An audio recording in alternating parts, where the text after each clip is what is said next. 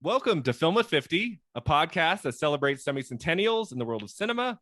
I'm your host, Brian Rowe. I'm very excited to welcome Mark Lynn back to the podcast for this special episode about films released 90 years ago, celebrating the year in film 1931. How are we doing, Mark? I'm doing great. Thanks for having me back. So what do we think of films released at the very beginning of the 1930s, outside of the two main films we'll be talking about, which are, two of our favorites, Frankenstein and Dracula. Do you know, have you seen a lot of films from like the late 20s, early 30s, like that era of film at all? Just a handful, and mostly related to, mostly horror related films and, silent, like Nosferatu, Oh, yeah. Cabinet of Dr. Caligari, Phantom of the Opera. So It is yeah. so much fun to look at the evolution of horror films over the last 100+ years. Just to if you incredible. just look at like decade to decade, what horror is doing and like what filmmakers are up to. Every decade, you get different kinds of horror films, different feels. What can they get away with? We can't get away with much here. So let's do this and that. Yeah. And I did a bonus episode in October last year on 50 years of horror films where we talked about horror from 1970 to 2020. And it's just crazy just in the last 50 years to kind of think of all the different shades of horror in these decades, from low budget films to big Hollywood movies. And then you look at the 1930s, and this decade especially is all about the Universal monster movie. Any horror film from the 30s that doesn't have Karloff or Lugosi is hard to come by. Like they're in a lot of these films. They are, not in all of them, but great lot of them. You get to see these two fantastic actors who I've always loved, Karloff and Lugosi. I'm so excited to talk about them today. So, Mark, just to start with here, what role has the Universal monster movies played in your life? Like from the very beginning in Dracula and Frankenstein all the way to films like The Wolfman and Creature from the Black Lagoon and all of the sequels. Kind of what do you love about these movies? It's played a huge role in my development, in my love for cinema, and especially, this is what kickstarted me, loving horror films. Okay. I was a kid, and my grandfather owned, back in the, I guess it was back in the early 90s when they started distributing the Universal monster movies out on VHS, and they were all in like these really nicely done, like I love the VHS packaging. Copies. Yeah. They look so good. And so my grandfather had a few of them at his house, and so he and I would just he would just pop them on for me. Frankenstein, the Wolfman. The first one that I actually remember seeing and really enjoying is actually Abbott and Costello Meet Frankenstein. Okay, that was your intro. Okay. That was my intro, but it's considered, really, it was a huge box office hit. Abbott and Costello were huge box office draws in the 30s and 40s, and this was sort of considered like the kind of the last good film of that Universal, horror. Although it's so that's horror comedy. 1948, I believe. 1948. We do get Creature from the Black Lagoon is in all of the sets. That was 54. So we do get one more, but even that's one more. It's kind of, that's very different. It's almost more science fiction than it is horror. Exactly. Film. So and Abbott and Costello Meet Frankenstein is so fantastic. That movie, I didn't see it till later, but that was really the movie that got me confused early on. Was like, so is Frankenstein the name of the monster or not? Because that title kind of confuses you a little bit. That movie's also isn't that also famous for being the only other major film that Lugosi plays Dracula in? I believe I read that. It's the only other time that Dracula, other than the 1931 film, it's the only other time that Bela Lugosi appeared on film as Dracula, interestingly enough. Yeah, really. And it was also the first time that he appeared in a film with transforming into a bat, or vice versa. Oh, okay. Because in the 1931 Dracula, you don't see, and actually it was another one of the Dracula films. I think it was the one, because there was since Lugosi only did Dracula and Abbott and Costello Meet Frankenstein in Dracula, there were a couple of Dracula pictures in between, but I Mhm. think it was one of the Dracula films where he was played by John Carradine. Okay. And I think that was one of the first films where you actually saw the transformation from a vampire bat Oh, cool. into the cat. Mhm. So yeah, Yeah, so so Dracula I'm only a did fan. I that mean, once. you talk about like atmosphere and gothic, and like Mm, there's something about the look of these films that I just love so much that you can't yes. possibly replicate today. You have like even The Mummy, which I think is kind of like second tier, like the 1932 with Karloff. Yeah. There's the feeling of these movies is just like it makes me so happy to put these on.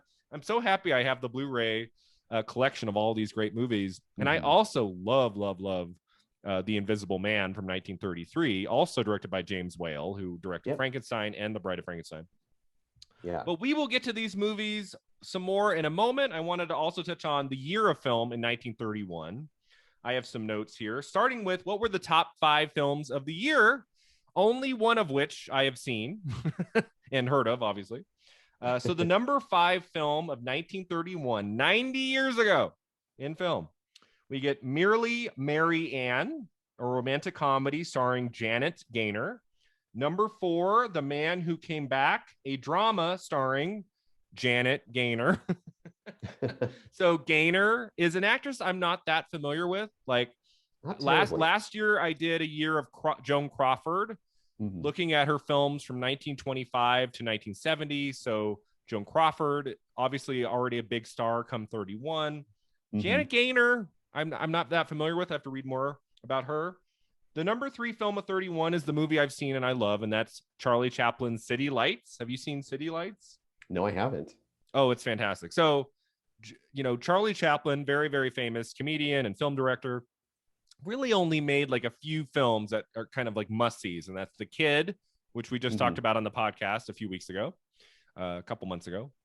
The Gold Rush from 1925, City Lights from 31, Modern Times from 36. I would say those are like the 4 kind of landmark films.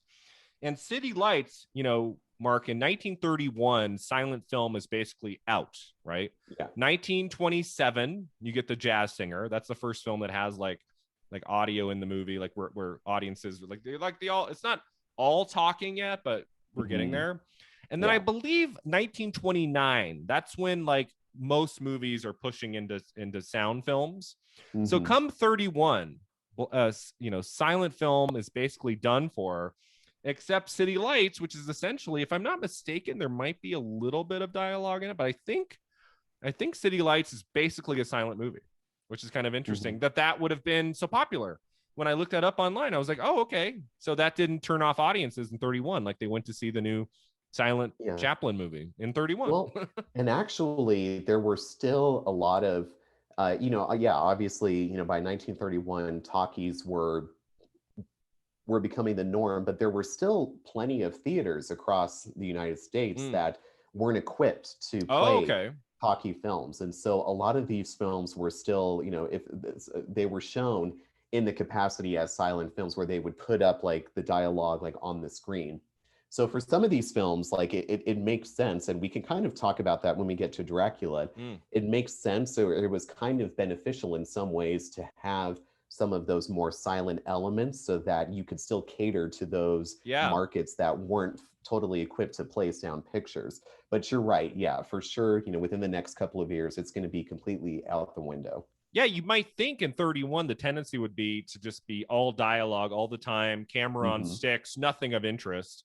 But then, Yeah. as we'll talk about with Dracula and Frankenstein, these are very visual movies. They are still, have a little bit, a step back in the silent film days of like, no, let's Yeah, show this stuff. Let's not just tell it through exactly. dialogue. Hmm. So the number 2 film of the year was called Palmy Days, a musical comedy starring Eddie Cantor. And the number 1 film of 1931 was Trader Horn, an adventure film starring Harry Carey and Edwina Booth. I read up on this movie a little bit. Really interesting production here, Mark. So Hmm. this was the first non-documentary film shot on location in Africa. Mm. It was nominated for the Best Picture Oscar of 31. Edwina Booth, the female lead of this movie, contracted a career-ending illness while filming in Africa, for which she later sued MGM. Like she couldn't work for a few years because of this illness she contracted in Africa. Many of the crew of this movie, including the director W.S. Van Dyke, contracted malaria while overseas. Mm-hmm. An African crewman fell into the river and was eaten by a crocodile in front of other members of the cast and crew. Wow. Terrifying. I mean, yeah, this is like 30-31 shooting a movie in Africa. Right. Yeah, this is dangerous. Big undertaking. And then another crew member was killed when he was hit by a charging rhinoceros. Oh, okay. This movie goes on to be the #1 hit of the year. Okay. I had not heard of it. I wonder how much of that was... No, never heard of it. I wonder how much of that was from the movie or just maybe the publicity around all of this that people went, well, we have to go see it. Did the bad publicity of this movie get people into the theater? I don't know. Like if that was a thing back then. Interesting. I don't know if like any of like the really horrific deaths were like are in the film. I think, what did I read? I think the rhinoceros that killed one of the crew members, that rhino is in the movie. Like we see it. I don't think we see obviously the death of the person. That would be not ethical for the director. That would be dark. So that was the #1 film at 31. I went to film school. I've since the 90s been reading up on old films. You'd think I would have heard of this movie and the story behind it. I'm kind of surprised. I just found this out a few days ago. So those are the 5 big box office films of the year. The biggest male stars of 31 were Clark Gable, Edward G. Robinson, and Will Rogers. Okay. And the biggest female stars were Janet Gaynor, who I said, Joan Crawford, of course, Marlene Dietrich, Greta Garbo, and Norma Shearer. Now, people might ask, well, what about Betty Davis? Betty Davis's film debut was in 1931. She did not get super popular until the mid-30s. Like 34, 35 is when Betty Davis comes into her own. She was just starting in 31. So this was the year of the 4th Academy Awards ceremony. This ceremony celebrated films released between August 1st, 1930 and July 31st, 1931. So that's it's like almost like the Emmy calendar year now, right? The Emmys, I believe it's June 1st to May 31st. And then their ceremony is in September. So I guess back in the day, they had something like a weird calendar year there. So Best Picture went to Cimarron, I believe that's how you say it, which was a Western. It was the only Western to win the Best Picture Academy Award until Dances with Wolves in the early 1990s. So 60 years of film went by with no Oscar-winning Westerns for Best Picture. Kind of interesting. Best Director went to Norman Taurog for Skippy. Best Actor, Lionel Barrymore for A Free Soul. I believe Lionel Barrymore is the grandfather or great-grandfather of Drew Barrymore, if I'm not mistaken. Best Actress went to Marie Dressler for Min and Bill. So, yeah, some 1931 titles there for our listeners. I have not seen. Maybe you've seen them before. There's maybe a few there to check them out. I'm a big Oscar movie buff. I kind of make it a goal to try to see movies, not just that have won Oscars, but that have been nominated. So those are some right there. I did a while back. I started watching every movie that won Best Picture, that won from the beginning. And I think Cimarron might have been 2 or 3 that I really struggled tracking down. It's not an easily accessible movie. I probably now in 2021 probably could find it more easily online, but definitely want to check out. So 1931 saw the births of many figures who would go on to be important in the world of cinema. People who were born in 1931, Mark, include Robert Duvall, who is still with us, James Earl Jones, Rip Torn, William Shatner, Leonard Nimoy. Shatner and Nimoy were born 5 days apart from each other. Something I didn't know. Kind of interesting. Interesting, yeah. Tab Hunter, Ian Holm, the great Mike Nichols, and Rita Moreno. Rita Moreno. Yes. who is won her Oscar for West Side West Side Story Story. and is in the new remake directed by Steven Spielberg coming to theaters in December 2021. Rita Moreno is a part of that cast as well. So I believe she's in her 80s and still going strong. Yeah. She's on that. She was on that Netflix show. What was it? One Chance at a Time. One Day at a Time. One Day at a Yeah. Time. Yeah. I haven't seen it, but it's supposed to be really good. It's on my list. And then finally, before we get to our two key films today, I wanted to talk about Alfred Hitchcock, my favorite film director. From the beginning of this series, looking at older years in cinema, I call it Eye on Hitchcock. What's Hitchcock up to in this year? So in 1931, he was still making films in Britain. He was a few years away from becoming a really great director with films like The 39 Steps and The Lady Vanishes before he ultimately came to the United States to start working as a director. His two films released in 31 were two of his lesser efforts, The Skin Game and Rich and Strange. 7-8 years ago, I did a year of Hitchcock films where I really tried to see everything he made that was available to see. So I might have watched these two films, Mark, but I can't remember who was in them, what they were about. Nothing.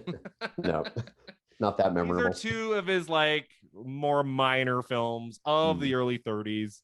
You know, he made some strong films at the beginning in the 20s, like The Lodger and Blackmail, or I say the two 20s films directed by Hitchcock you should check out. After Blackmail, he has this period of about 4 years where he pumps out at least 2 movies a year. And they're minor. They're just, you know, they're kind of like we talked about just on the previous episode we just talked about with Dario Argento in his early films. Like the early Hitchcock films, you start to see little tidbits of what's to come, but it's really not until The Man Who Knew Too Much in 1934. That's like his first really great film, followed immediately by 39 Steps. And my favorite of his British films, which is The Lady Vanishes from 1938. He's still a few years away from becoming kind of this iconic, talented director of films everybody is going to see. The Skin Game and Rich and Strange are films for the Hitchcock completist. I'll just say that. All right. So that takes us to our two films today, Mark. The first two, right? The first two Universal monster movies, Dracula and Frankenstein, which is crazy to think that both these films, so iconic, 90 years on, came out the same year. Yeah. Not close to each other, right? So Dracula was first, Valentine's Day weekend. Frankenstein would come at the end of the year, like November, December of 1931. So let's start with the first one, Dracula. What are our thoughts on Todd Browning's Dracula from early 31? Well, so if you, and I mentioned this previously, if you follow my Instagram, I did a thing last year on Halloween, sitting at home, spending a quarantine Halloween at home. And so I decided to do a series of posts on my Instagram where I was ranking my personal top 10 favorite horror films in honor of Halloween. Yeah. And on this top 10 list, both Dracula and Frankenstein rank in there.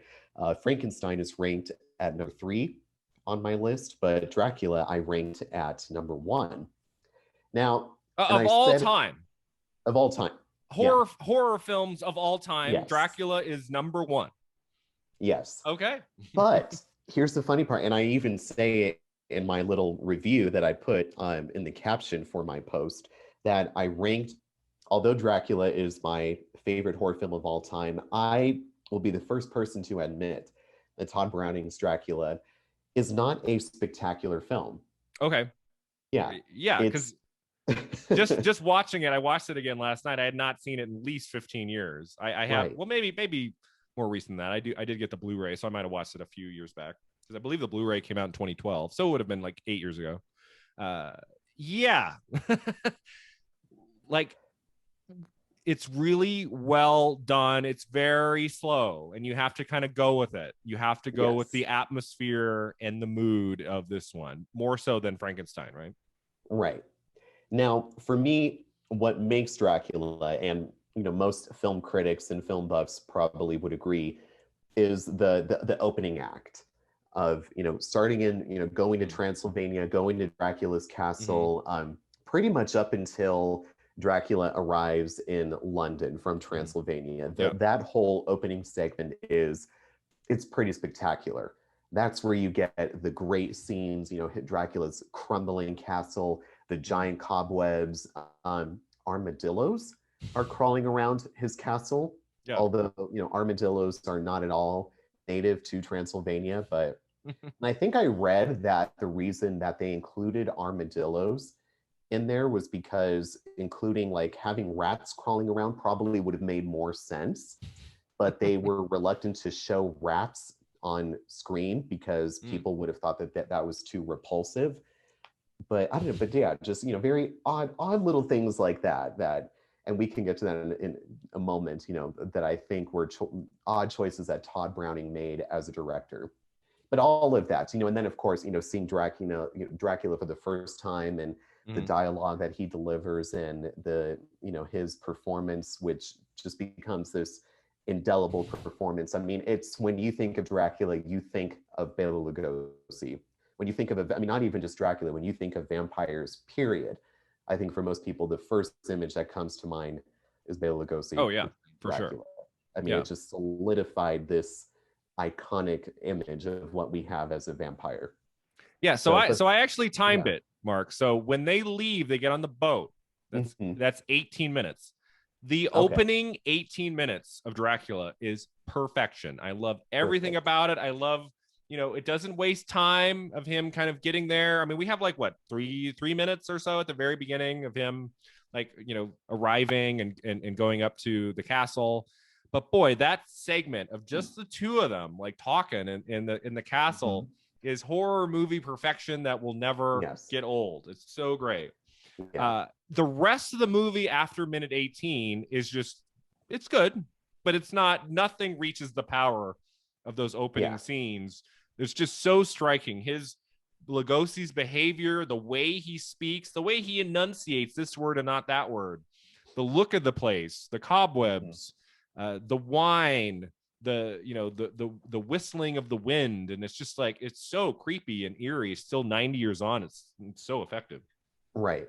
And the reason that, the rest of the movie plays out like a drawing room play. And the reason for that is because the movie is based on a play version. So obviously it's adapted from Bram Stoker's 1897 novel Dracula.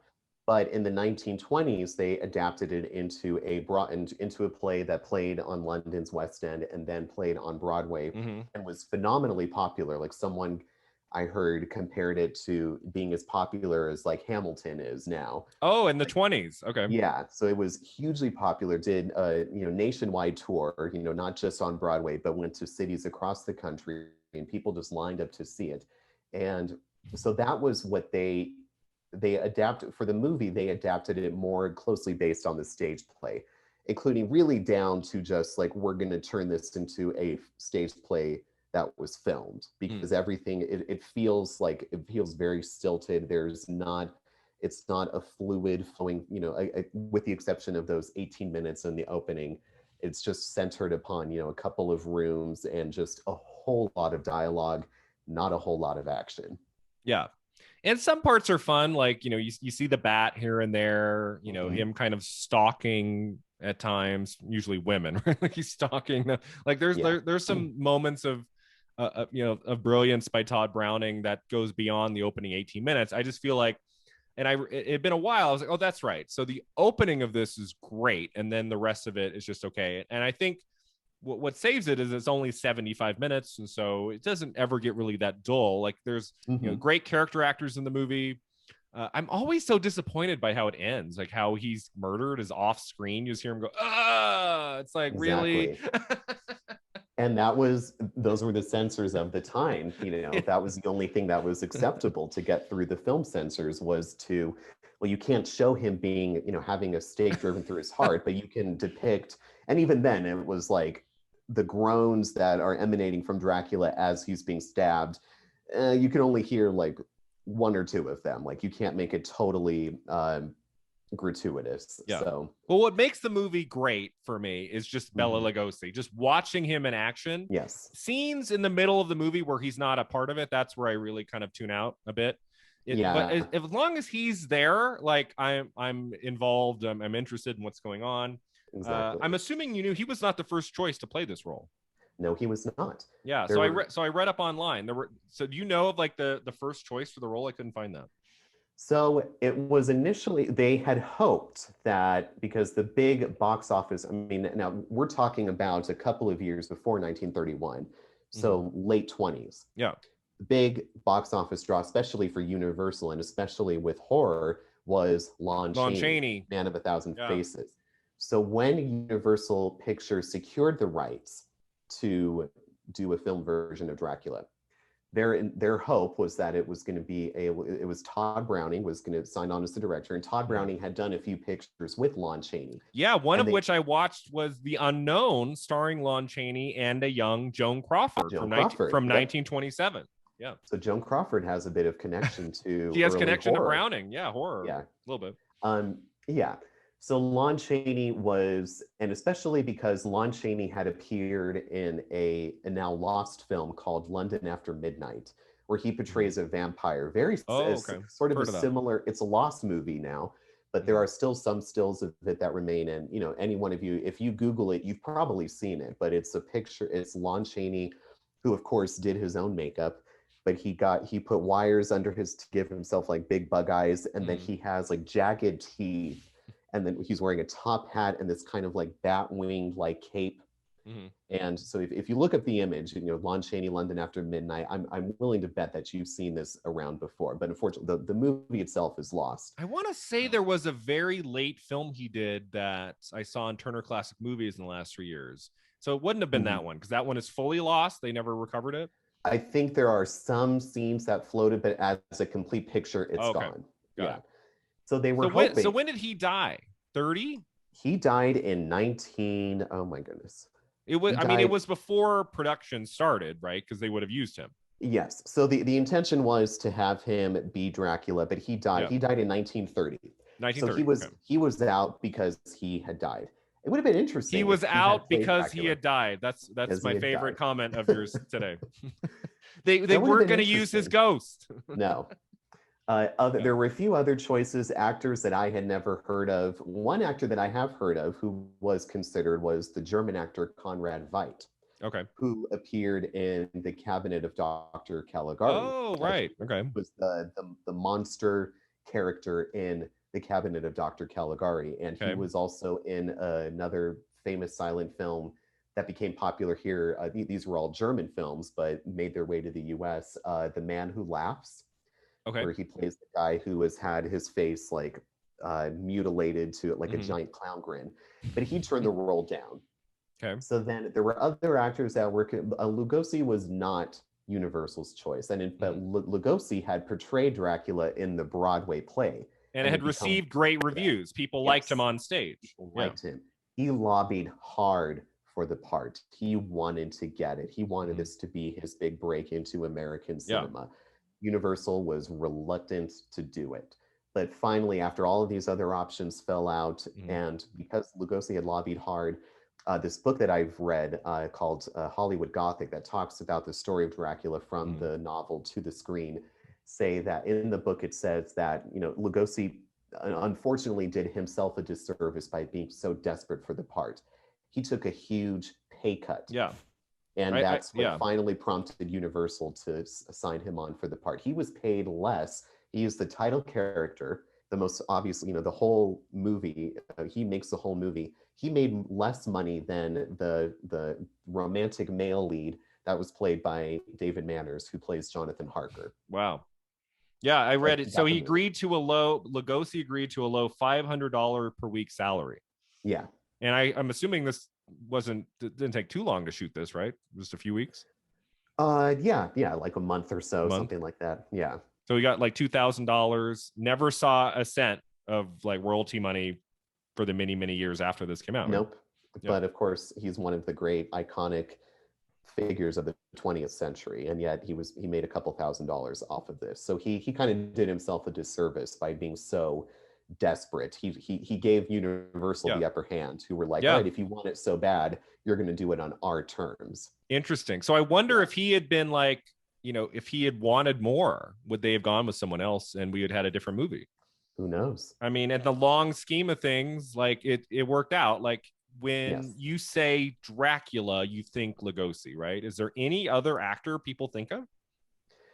I think the closest that people will come to is Oldman? probably maybe but I don't know too many people that are that familiar with Gary Francis Ford Oldman's. Yeah. Coppola's Dracula. The closest that I can think of is Christopher Lee. Oh, right. Christopher Lee. When he did the Hammer films, and he did quite a. He did, I believe, 7 or 8 of them. Yeah. Yeah, all the way up until the set. I mean, the first Dracula film that he did with Hammer films was in the 1950s, and he was playing Dracula all the way up until the early 70s. Yep. So there was a film, I believe since I started this podcast, there was a Dracula film released starring him as Dracula that I just didn't do. I don't remember why, but it might be fun to watch one of his later ones. Yeah. Yeah. So yeah, I mean, he is so iconic. I mean, whenever I was a kid thinking of Dracula, when I was like, I don't even know if I'd seen the movie yet. I was like thinking, I was thinking Bela Lugosi, because like in the 90s, I had the CD-ROM called Cinemania, where I think it had like an image of him and it had some of the audio from the movie of him saying, I never drink wine. And I would listen to that as a kid. I'm like, oh, it's like really creepy. Right. I mean, his voice is so great for the character. His look is great. Right. So before the film was even released, Lugosi worried it would cause him to be typecast, which is kind of like, well, why was he lobbying so hard for it? Mm-hmm. He was like desperate. I'll do it for free. And then, oh, this might make me typecast. Oh, no. Yeah. Like, well, okay. That's like two different thoughts going there. I guess he rejected an offer to reprise the role as Dracula in another stage tour of the play. He said, no, not at any price. When I'm through with this picture, I hope to never hear of Dracula again. Mm-hmm. So what's that about, Mark? So why is he fighting for this role, but he's like sick and tired of the guy just because he thought it could be a way into doing other films? Exactly. He wanted to get his foot in the door, but he thought of himself as a sophisticated, classical European, theatrical type. That's what he wanted to do. He didn't want to do, and this was in a time when horror was considered to be kind of schlocky. I mean, nowadays we look back on these Universal monster movies with great regard and acclaim, and these are so groundbreaking and iconic. But back in their time, I mean, even though they were successful and made tons of money, they were not taken seriously by movie-going, by the serious, film world. And I think he recognized that was probably going to happen, but that was his foot in the door. Yeah, I think the success of Dracula really gave us so many great horror films of the early 30s. I think if Dracula had bombed, if it wasn't well received, if it came and went, I really wonder if we gotten some of these other iconic films, because I did not know this. Dracula's success, it gave the green light to Frankenstein. Did you know that? Yes. Yes. I thought they were just made at the same time. Like, no, okay. No. Like Dracula was a big hit, and they said, what else do we got? Let's do Frankenstein. Right. And they were especially thinking, okay, what else do we, here's Dracula based on this popular Gothic novel from the 19th century. What else do we have? And so then that's what pulled, well, what's the other major Gothic novel from the 19th century? Frankenstein. Let's adapt that. Yeah. Yeah. So absolutely. It was 100% because of the box office success of Dracula. Yeah. So when Dracula premiered at the Roxy Theater in New York, newspapers reported that members of the audiences were fainting in shock at the horror on the screen. This publicity, orchestrated by the film studio, helped ensure people come see the film. Within 48 hours of the movie's opening, it had sold 50,000 tickets, building a momentum that culminated in a $700,000 profit, the largest of all of Universal's 1931 releases. It was the first year, it was the only year of the 1930s that Universal made a profit on their films. Really? Because of Dracula, and as we will discuss later on, because of Frankenstein. Because this was the first like full-fledged year of the Great Depression. Yeah. So wait, so 1932 to 1939, Universal each year is not making a profit? Apparently not. No. So how are they staying open? I guess the amount of money that they made off of these two films in 1931 were able to sustain them through. Okay, so that explains the endless sequels that we would Yes, get into exactly. the 40s. These are properties The that Mummy's Hand. yeah, they're going to The mine Mummy's these properties Toe. Son of Dracula. Son of Dracula. There's a son of everybody. With Lon Chaney Jr. playing Dracula's son, which was a very interesting choice because here's, Lon Chaney Jr. is this beefy, I mean, he played he played Lenny in Of Mice and Men, and then of course became better known for playing the Wolfman in the 1940s. But you go from being the suave, debonair Count Dracula, and then this is supposed to be his son, this corn-fed guy from the Midwest playing the son of Dracula. Didn't quite work. A couple years ago, I'd never been called a corn-fed white boy before. A man called me that a couple years ago. Well, this old guy looked at me and he said, "Well, boy, you're a corn-fed white boy, aren't you?" Like I was like, I guess that means I've got a belly on me. I guess.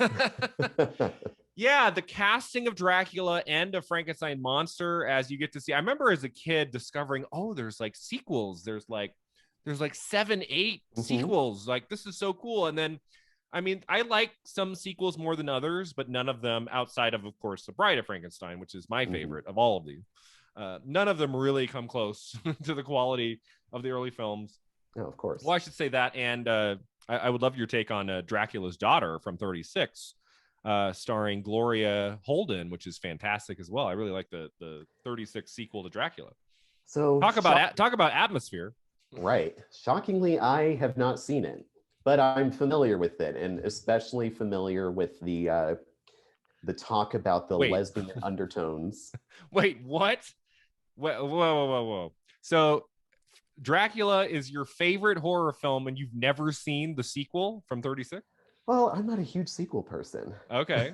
And I want to see Bela Lugosi. Yeah, he's not in the sequel. His daughter. Yep. But you've seen Son of Frankenstein, right? I mean Son of Dracula. I haven't seen Son of Dracula. Oh, you've just seen like you were talking about it like you had seen it. You just seen like pictures of it. I've done my research on Universal horror. That's really interesting. Yeah. That you love Dracula so much you've not taken time to look at the sequels.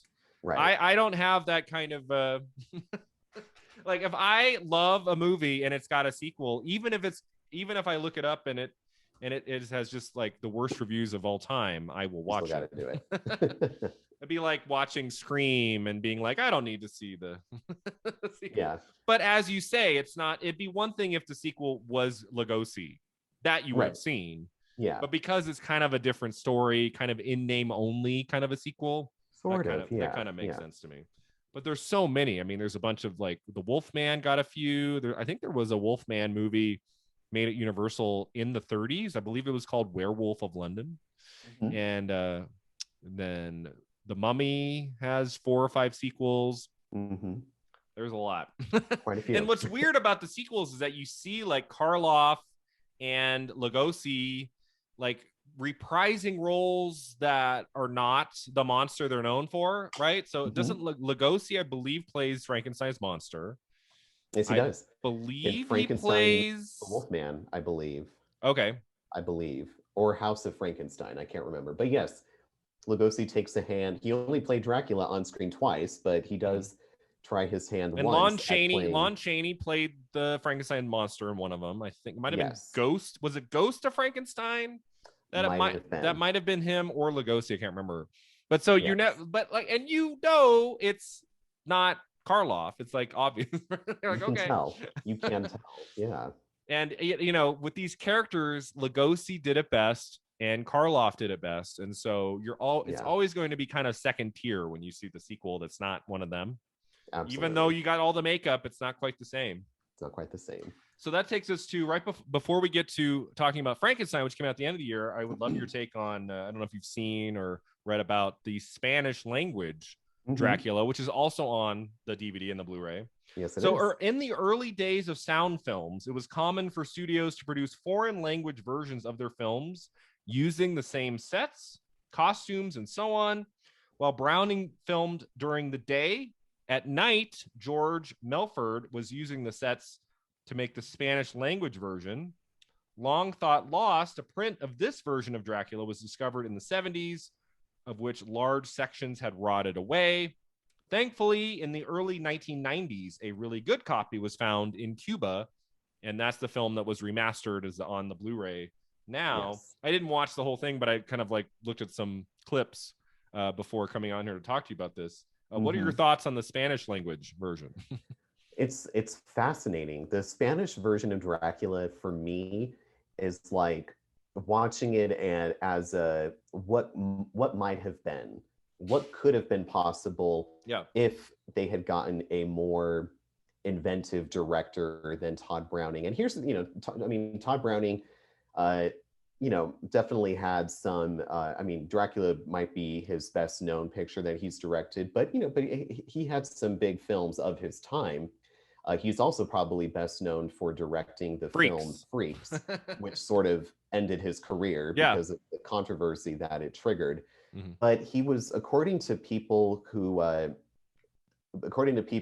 working on this set, who were interviewed years later, they said that Todd Browning was, number one, he had a drinking problem, and they said that he really wasn't all that involved. He was there, but very little of his touches were on the film, or he would make decisions without really like.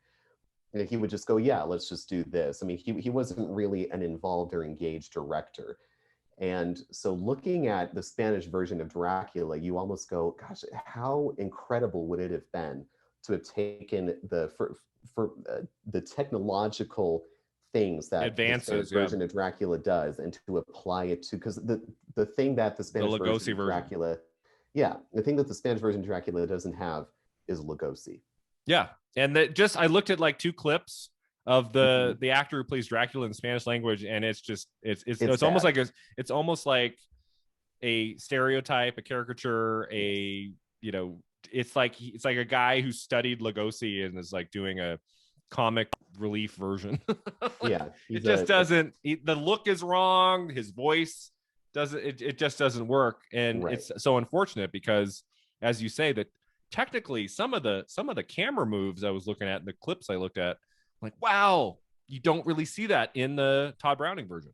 Right. And there were arguments about, well, the camera in the, late 20s and early 30s was a static instrument. There wasn't a lot of fluidity with camera movements. But you watch the Spanish version of Dracula and it's like, well, no, because just comparing the scene when Bela Lugosi makes his first appearance on the staircase, and then in the Spanish version, the actor is Carlos Villarreal.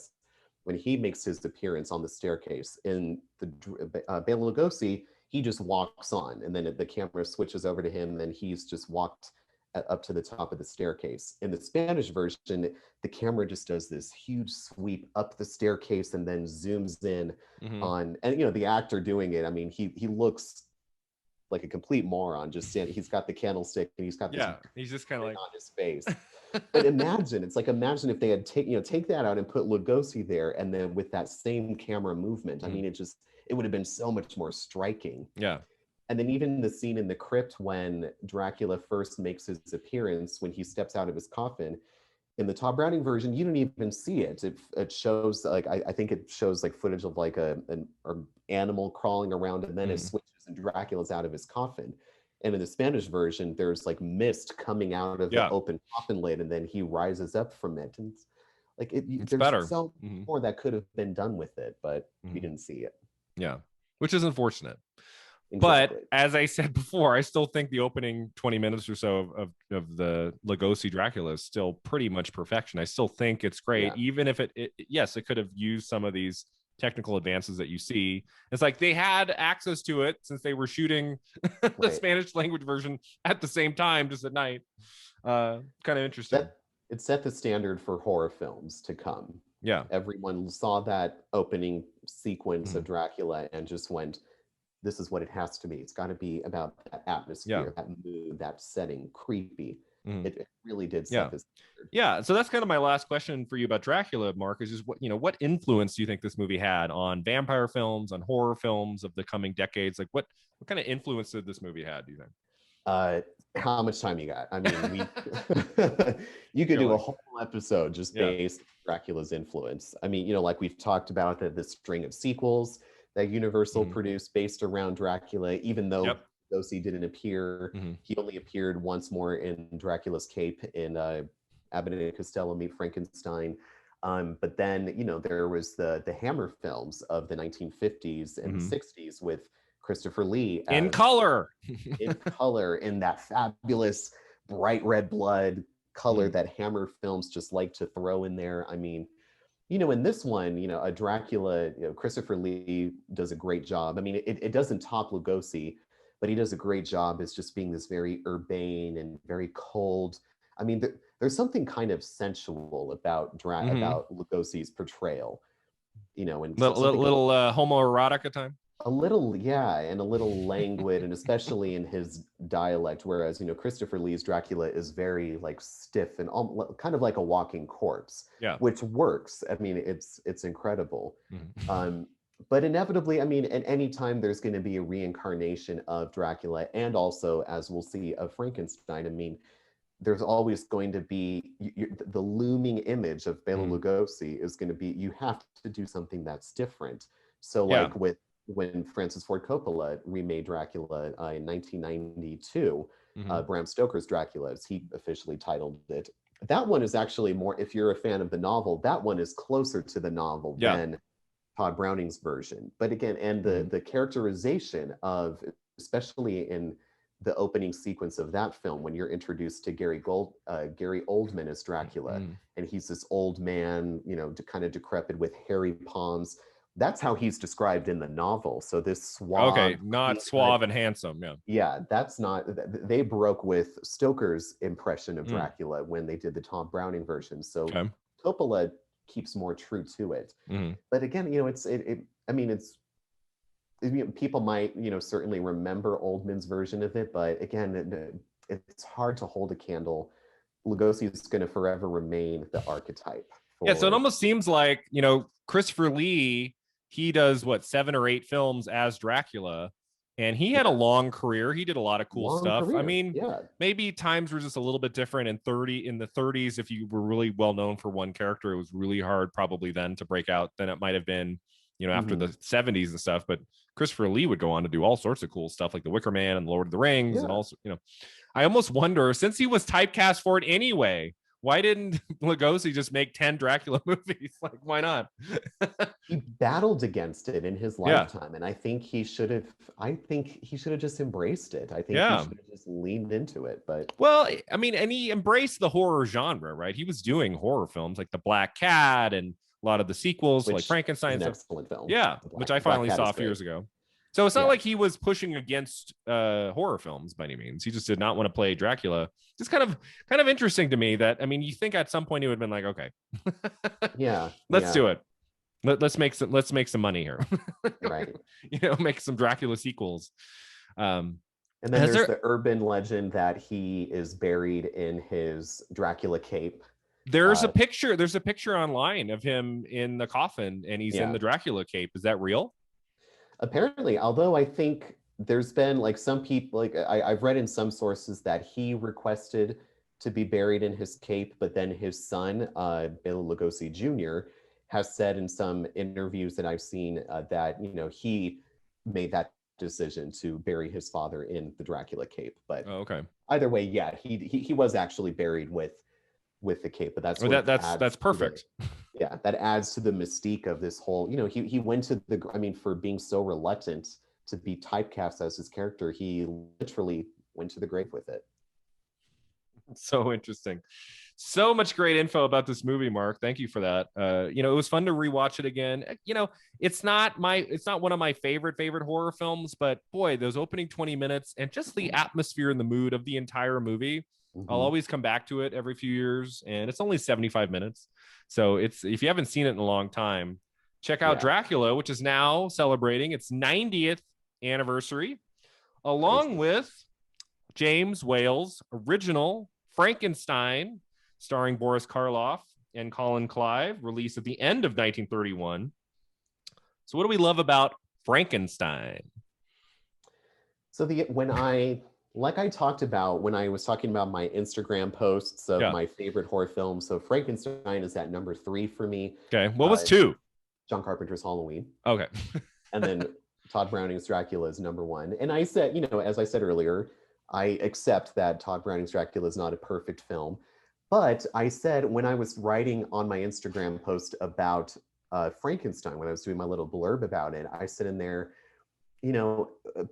some people have attributed the sort of stilted feel of Todd Browning's Dracula to, this was just a director who was not comfortable with that transition from silent pictures into talking pictures. And in many ways, you can look at Dracula as it really does feel like that sort of middle ground between a silent picture and a talking picture. Because there are a lot of moments in the film that are just completely dialogue free. And we didn't talk about this when we talked about Dracula earlier, there's no music in the original film, with the exception of the title of the opening title of credits. The wonderful, wonderful music that plays over the opening titles. Yeah. Which is Tchaikovsky's Swan Lake. Fun fact.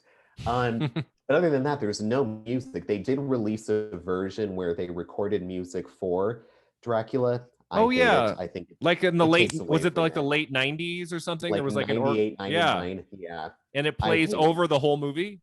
Yeah. Okay. I don't think I've watched that version.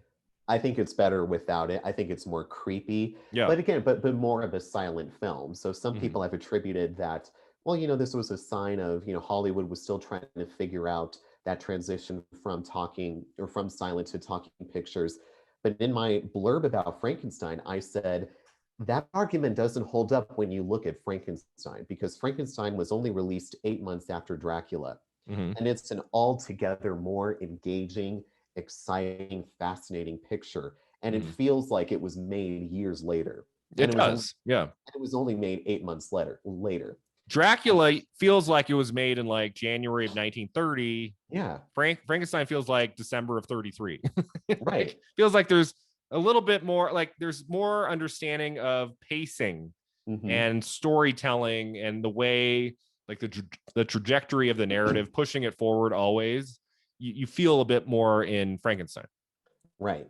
And that's just what happens when you put it in the hands of a great director. And James Whale, I think, is an outstanding director. Yeah. Obviously the 3 I know of him are Frankenstein, Invisible Man, and Bride of Frankenstein. He had a great long career as a director, and the obviously Old Dark House, also with Karloff. Yeah, I've seen that too. That's really good. And the figure at the center of the great 1998 film Gods and Monsters, where Ian McKellen plays James Whale, which is a fantastic film too, by Bill Condon. So there's like an interesting story, with Whale and him being a homosexual director at a time. He was pretty open about his sexuality, right, in the 30s, at a time when most actors and directors were not. He has like this kind of light touch, more so in Bride of Frankenstein than in the original Frankenstein. Like, I'm watching Frankenstein again just this morning, and I'm like, okay, this is pretty, like, it's not quite as humorous and playful as we get in Bride of Frankenstein. No. But there's so much great skill and craft going on in this movie, and you kind of get the feeling like, okay, we've done Dracula. Now let's take what we learned from that and like apply it to this new monster horror film. Yes. And so, for me, if I had to pick one, I'd say the one I like more is Frankenstein, just because the story itself is more engaging from beginning to end. The opening 20 minutes of Frankenstein, probably not as good as the opening 20 minutes of Dracula. But as a whole movie, like, I think Frankenstein is more engaging from beginning to end. Yeah. Although the very first opening shot in that graveyard, I think it's great. It's pretty great. I mean, that is Gothic cinema to a T right there. Yeah. And I had never watched the two films really close to each other like I just did. Realizing that we get not only Dwight Fry, but also Edward von Sloan in both movies. Exactly. Like, at a time when you were under contract and they would just assign you roles. And this is the case. They got 2 actors from Dracula and put them in Frankenstein. And I if you read watch, online that Lugosi was expected to play Frankenstein's monster, but he left early on. Had you read about that? Yes, he was, because of the success of Dracula, as you know, the success of Dracula literally greenlit. Okay, now let's go forward into Frankenstein. Let's capitalize on this gothic horror, thing. People seem to like it, so let's try to keep up with this. And so the expectation was, well, let's give it to Lugosi. He was such a huge hit with Dracula. Lugosi apparently backed out of the project because he did not just want to be this like grunting monster, because like without any lines. Although there were some early promotional posters that were printed and issued when Lugosi was still expected to be. Oh, really? That show him? Sort of. They show a creation. They show a depiction of the monster that looks similar to. It doesn't look exactly like him, but similar features. Okay. Looks nothing like what it ultimately became with Jack Pierce and it wouldn't have been the same. You need a tall, hulking actor for that. Like, I feel like Karloff was perfect. Exactly. Yeah.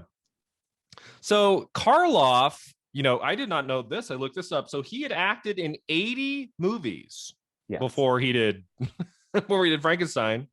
The role, of course, was physically demanding.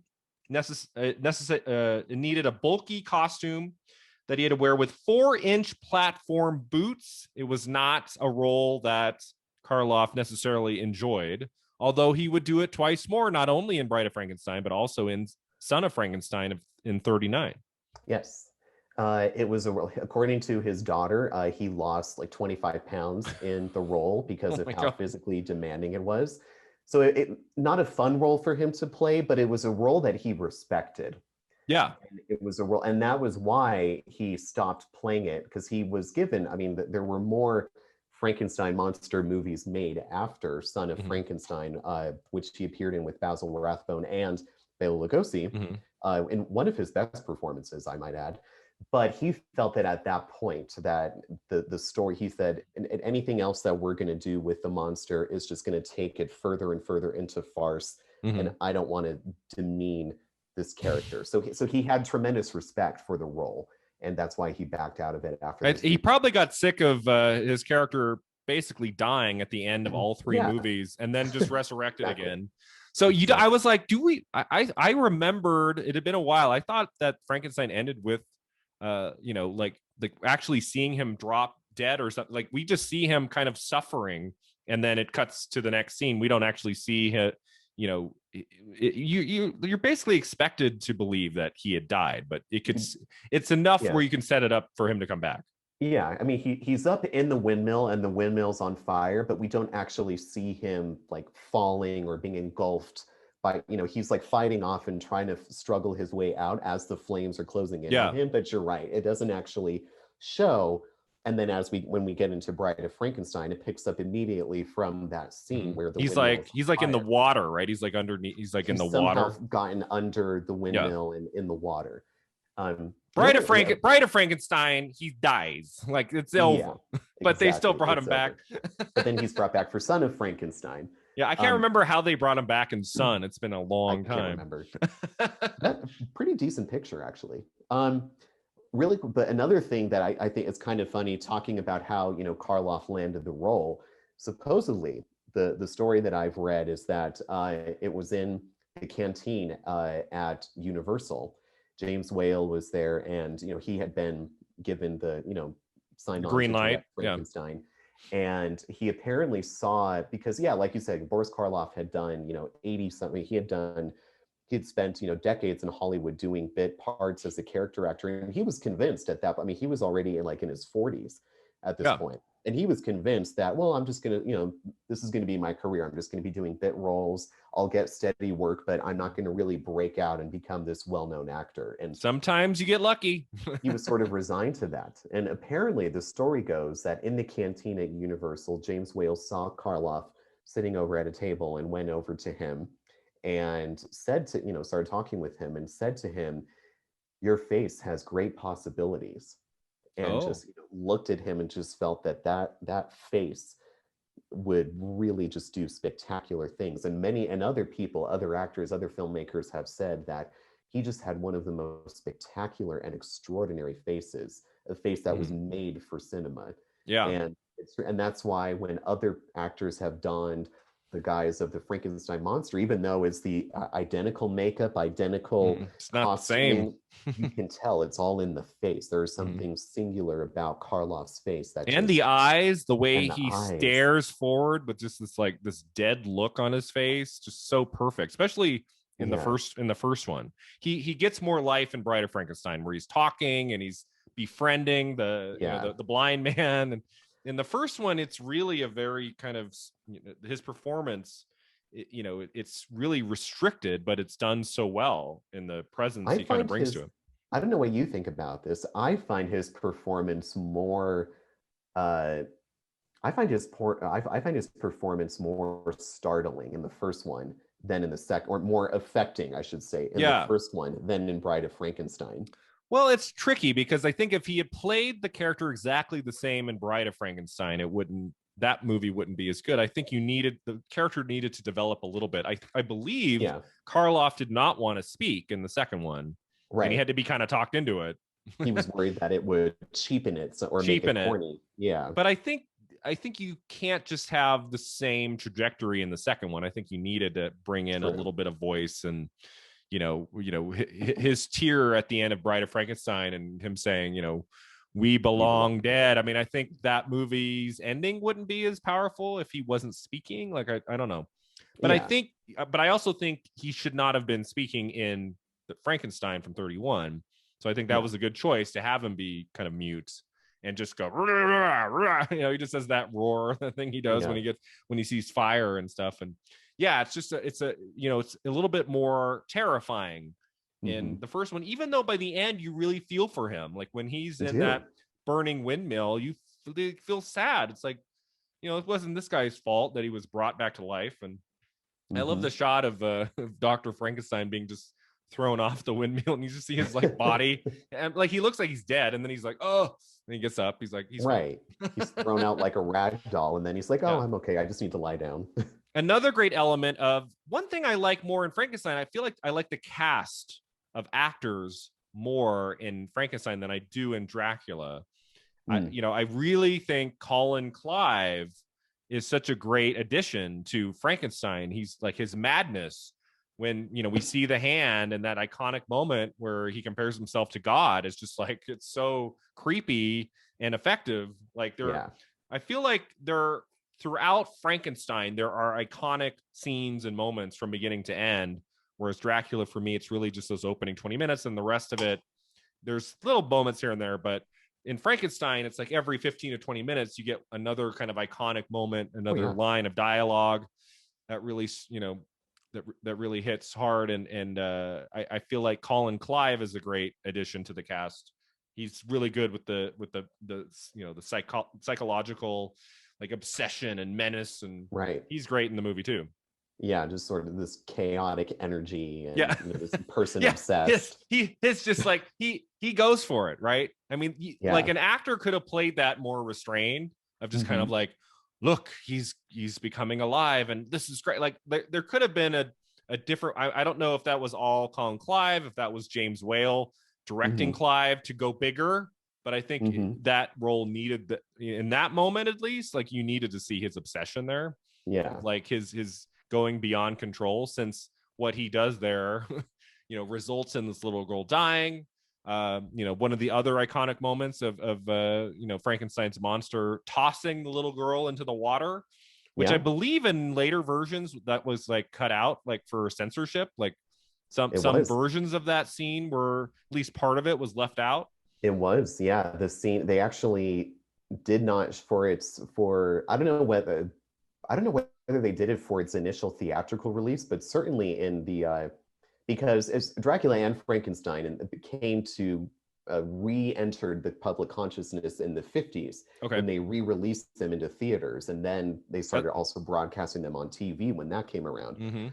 And I know it wasn't until decades later that they restored that scene of him throwing the little girl into the lake.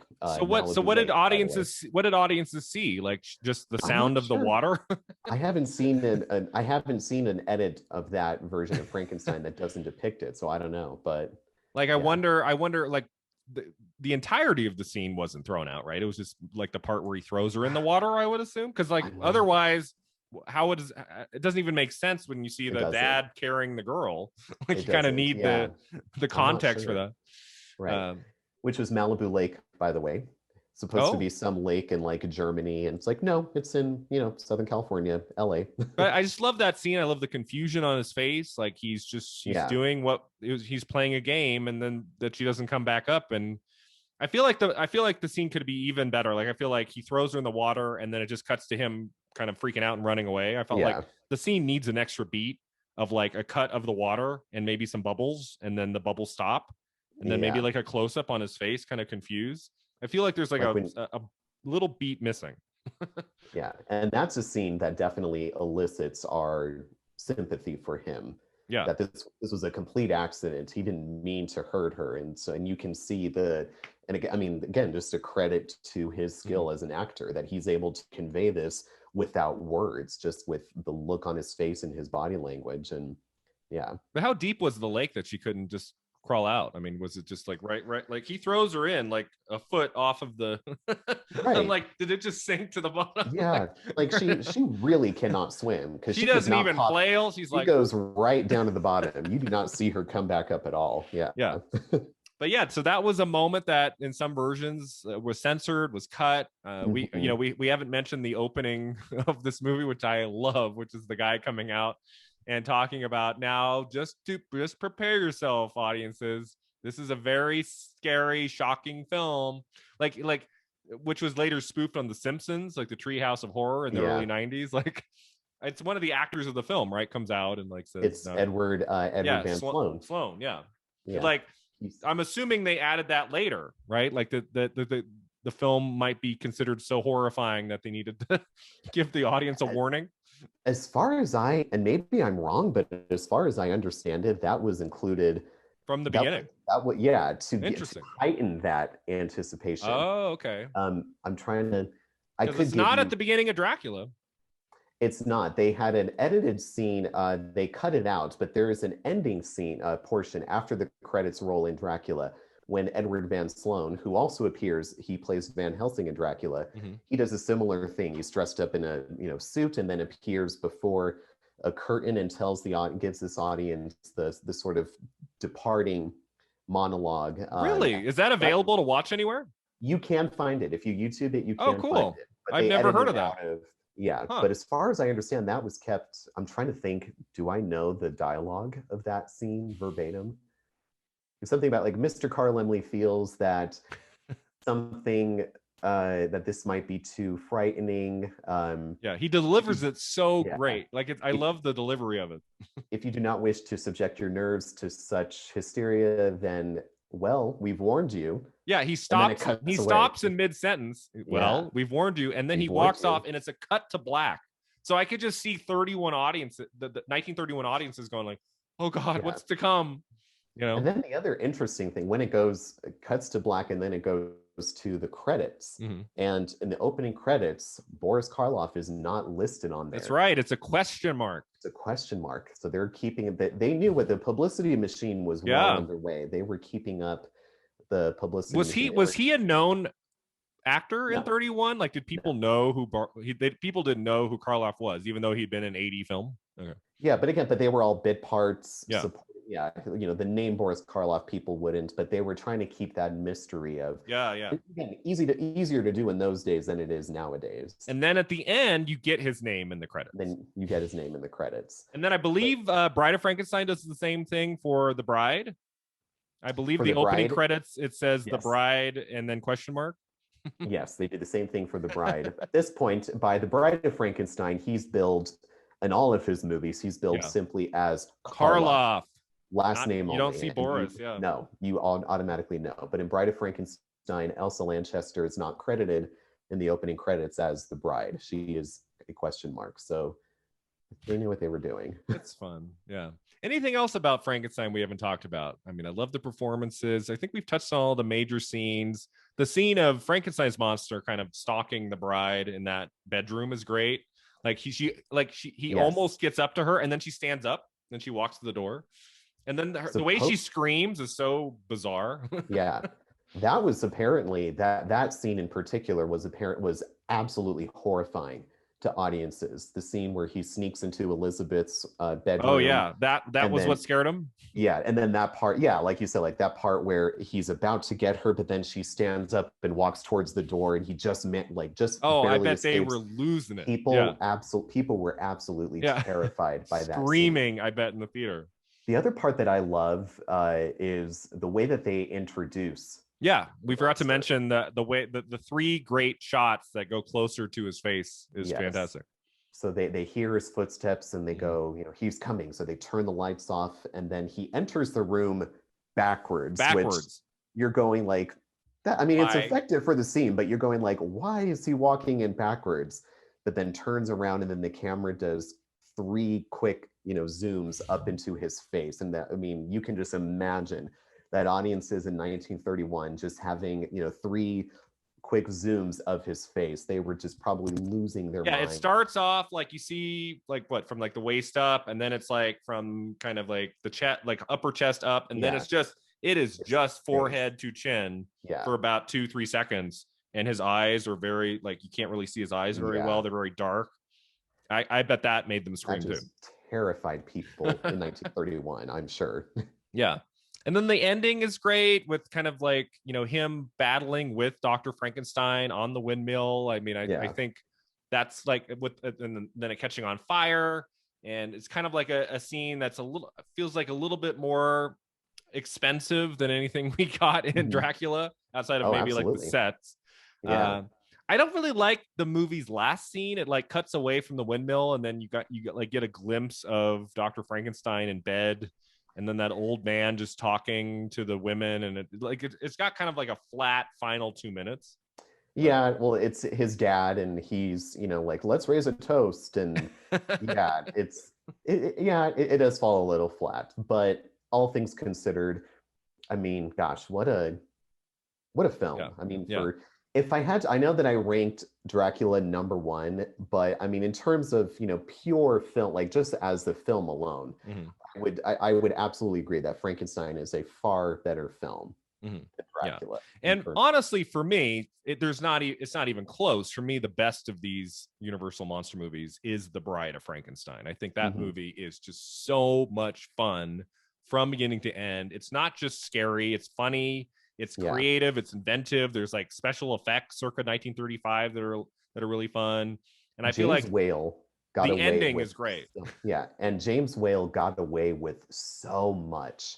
I mean, when we're like, okay, we're going to do the sequel, and we want you to direct it again. I mean, he took it and ran with it. And you could just tell did he want to make the sequel? I want to say the reason it took 4 years was that they were kind of waiting on Whale, right? And he was kind of like, maybe I'll do it, maybe I won't. I think maybe. I don't, because he went and did other things. In that time, he did The Old Dark House and The Invisible Man. And so he was, he was still working within the horror genre, but I think he might have been reluctant to go back to touching Frankenstein. Yeah. And so he was sort of, I think, which explains why he was able to incorporate as much as he did into the movie, the imagery and the symbolism and the types of characters. I think he was sort of he wanted to guarantee that the studio was going to have as little interference as possible.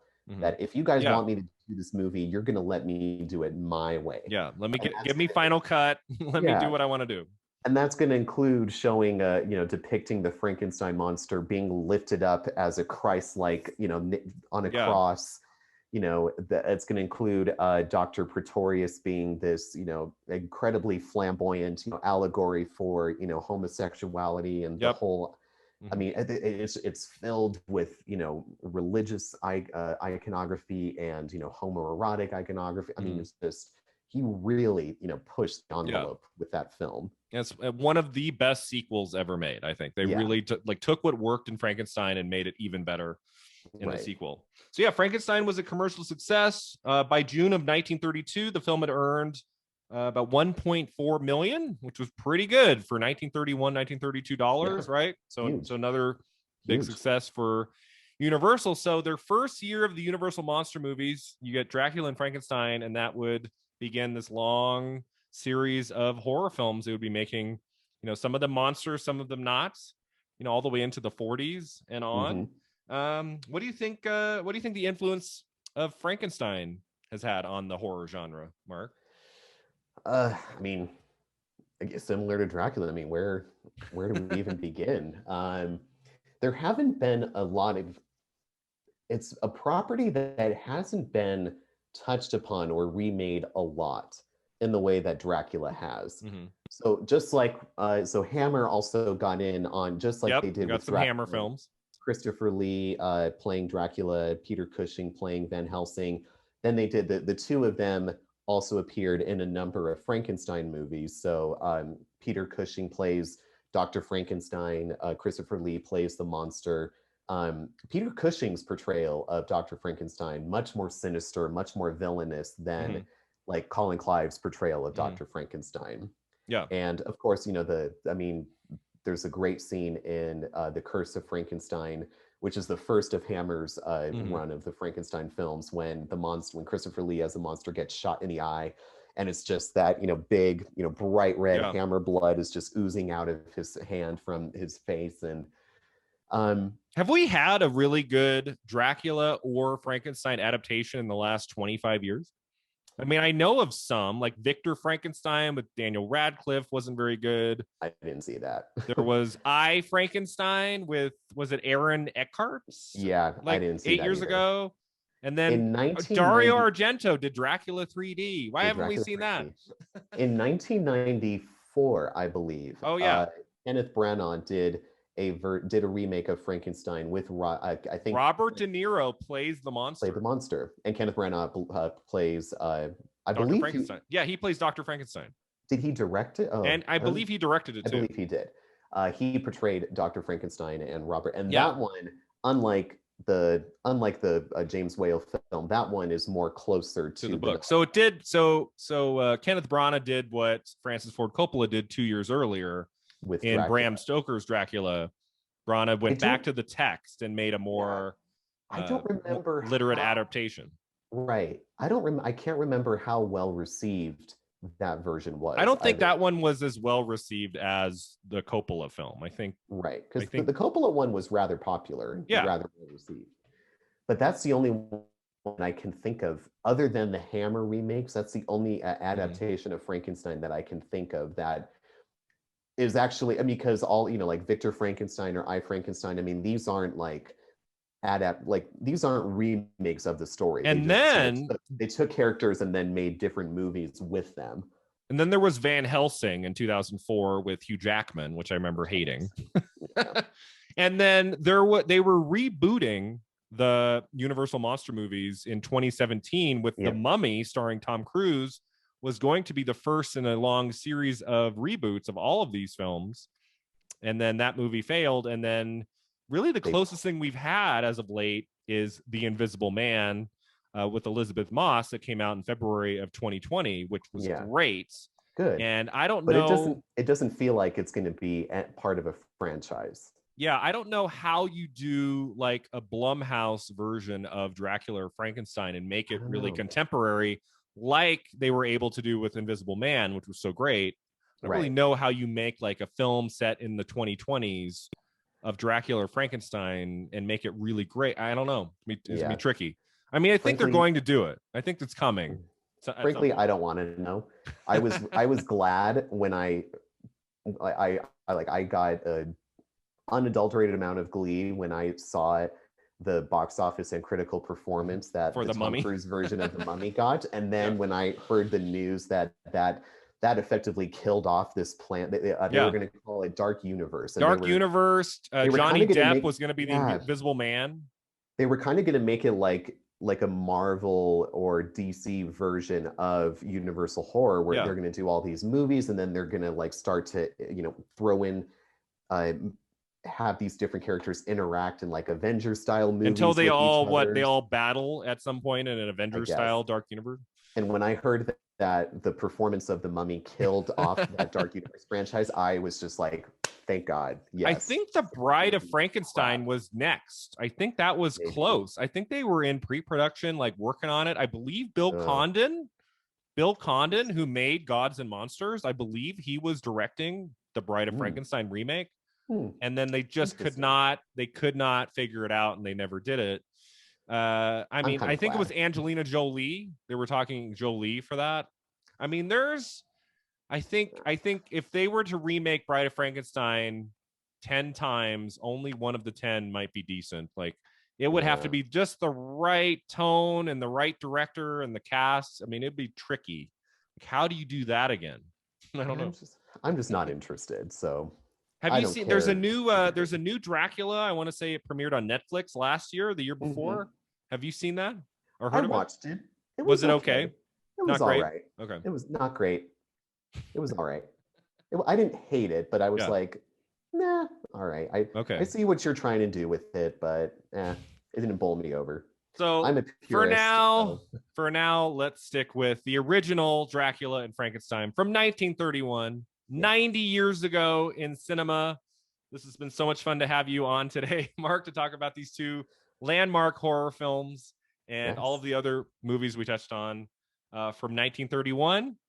So thanks again to you for being here, Mark, and thanks to all of you for listening. We will catch you next time on Film at 50.